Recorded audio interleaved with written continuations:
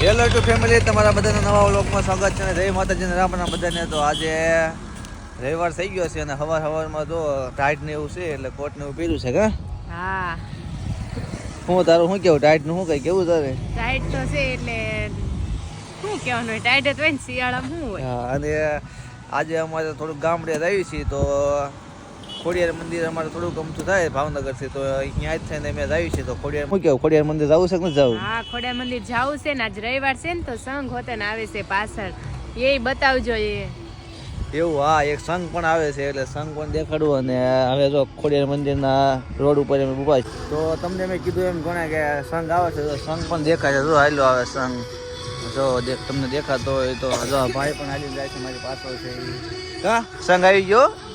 હું તારું શું કેવું? આ બધા હાલીને આવતા છે, ક્યાંથી આવતા પૂછવું છે ને ભાઈ એક બે ભાઈને. એવું એમ ને? તો જો સંઘ હાલ્યો આવે છે. જો કેટલો બધો માણસ છે આગેથી આવતા હોય એટલે.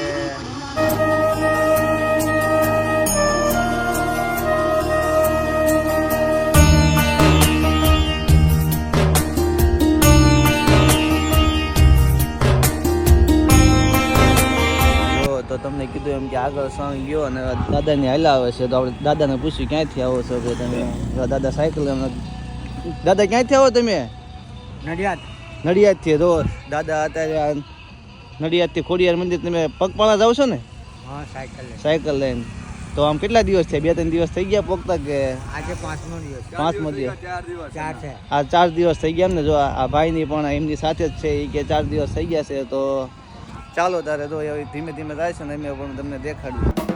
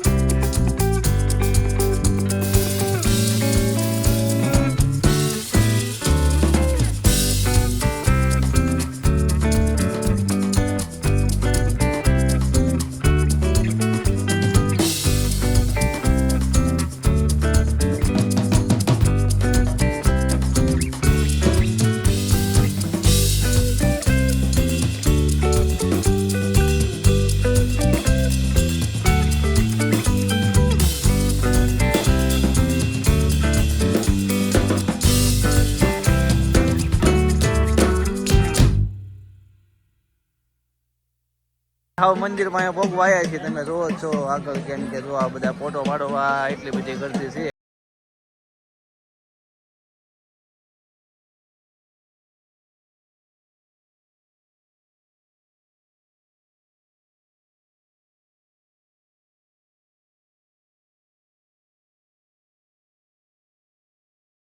અત્યારે દર્શન ને એવું કરીને ખોડિયાર મંદિર વાંકડે બેઠા છીએ.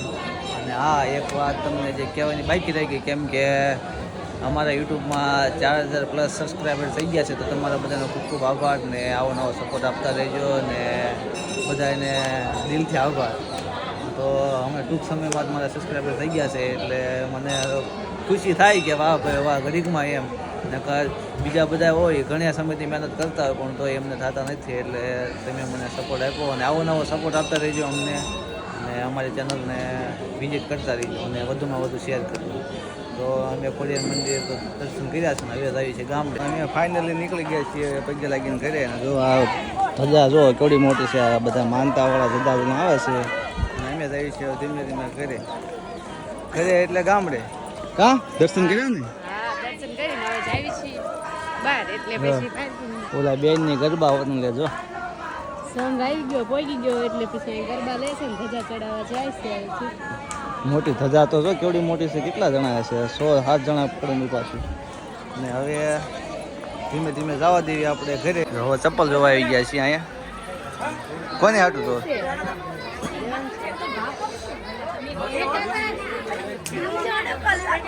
એ કાકા બોલાવે, કોને કોને હાટું લેવા? દેવાંશી. દેવાંશી ને સપલા મોટા પડે એવડા મોટા. લાઈટ વાળા મસ્ત છે કા? પણ જો ઢોલ વગાડે અત્યારે છે, જો મજા પડી ગઈ હો. પણ એને જો પાકેટ લઈ લે દેવાંશી. પાકેટ હતા દેવાંશી તો આવડા દડા લઈ લે. કેટલા બધા છે. તો અમને આવો ઢોલ લઈ લેજો. એટલે તોડી જાય ને એ. પાકીટ તો જો મસ્ત મસ્ત કેવા પાકીટ છે કા? લઈ લે એકાદ તું લઈ લે. હાલ લઈ જ લેવું ને. 250.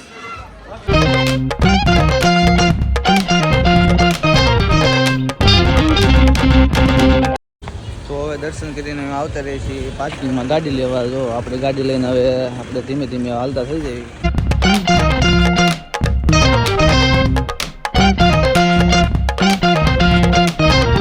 ફેમિલી તો અમે જતા હતા ઘરે ને હવે જો વસાળે થોડાક અમે હાલ્યા એટલે ઘડી બ્રેક લીધો છે. એક મંદિર છે ચામુંડમાનું, આપણે કાંગળીથી ને તે વલભીપુરની વસાળે આવે છે. જો જે આ બાજુના હશે એને તો જોયું જ છે. જો તમે મારી પાછળ દેખાય મંદિર. તો અહીંયા ઘડીક મેં 5-10 મિનિટ ઊભા રહી, કેમ કે થોડુંક જ આગું જવાનું છે અમારે વલભીપુર વટીને રોહિસાળ. તો અહીંયા પાણીના પરબની એવી બધી સુવિધા છે. જો તમે અહીંયા આવો તો વસાળે ઘડીક બ્રેક ને એવું લેજો.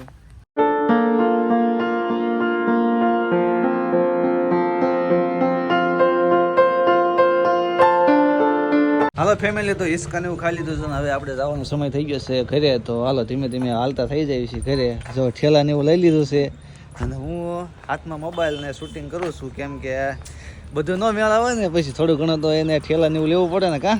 હા લેવું જ પડે ને, તો કોણ લે? તમે દમ થાય નથી લેતા, આ તો પાછા કયો હો. હવે ઘણી વખત આ બધા જોતા જ હશે કે ઓલા દિવાળીના વેકેશનમાં ગયા હતા કે ગાડીમાં ઠેલા થતા. વિડીયો ઉતારવા હાટું થઈને તમે ઠેલા લીધા હતા. ઓ અને આ જો એમ આવી છે ને આ હતું મંદિર. તમને આગળ આવ્યા ત્યારે પણ દેખાડ્યું ને અત્યારે પણ દેખાડ દો મંદિર. જો આવું કંઈક મંદિર હતું અને આ ફરતું લોકેશન છે, બહુ મસ્ત.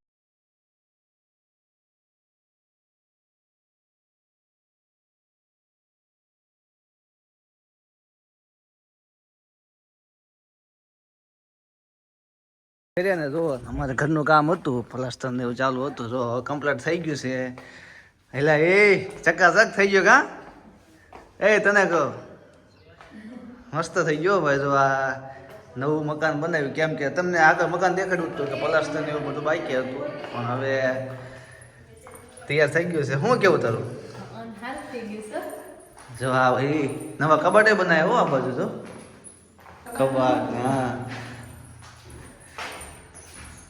એ શું ખાખા કોળા કરવા માંડ્યા આવીને તરત.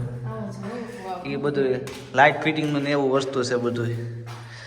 તો તમે મારી પાછળ જોતા હશો, કેમ કે આ બધું અત્યારે કામકાજ ચાલુ છે પ્લાસ્ટરનું એવું બધું. જો આ રહોડું બનાવ્યું હોય નાનું અમથું. લાઇટ નથી ફિટ કરવાની આમાં ભાઈ.